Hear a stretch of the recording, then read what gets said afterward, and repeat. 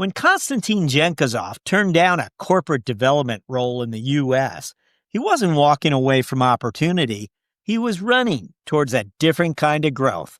Having helped lead the FP&A function at a fast-scaling Bulgarian tech firm through its acquisition by a U.S. company, Dzhengozov knew what came next if he stayed the course. But the unknown just felt right, he tells us. So he stayed close to Bulgaria's booming startup scene and co-founded Payhawk.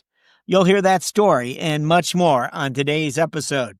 Our talk with CFO Konstantin Dzhengozov begins after this. You shared with us how this opportunity really came into focus for you alongside your co-founders, your partners, really, and that was a unique alignment between the three of you. You knew together you could advance something.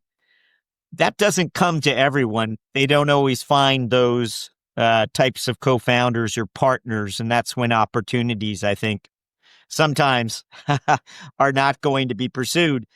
But I want to ask it this way. If you had stayed on the traditional finance career builder track, where do you think you'd be today? And do you ever wonder about that alternate path? I have never asked myself this question. That's why I'm here.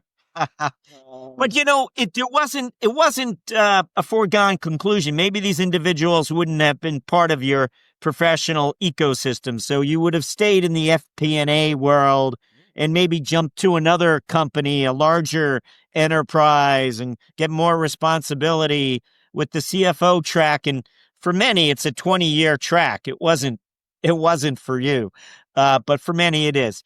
Anyway, with that sort of perspective, do you ever wonder about that alternate path and whether it was going to be a good fit? Honestly speaking, I've never asked myself this question, joke aside. I feel very confident in what I'm doing right now. I feel no looking back happy on the choices that I made. But thinking out loud, probably I would be on the same track. Probably I would be CFO somewhere else, but I would most likely have a very different vision on what a CFO needs to do and what my responsibilities would have been if I didn't have this founder experience in Payhawk. So I would probably be ultimately on the same career track and be a CFO somewhere else, but with a different mindset.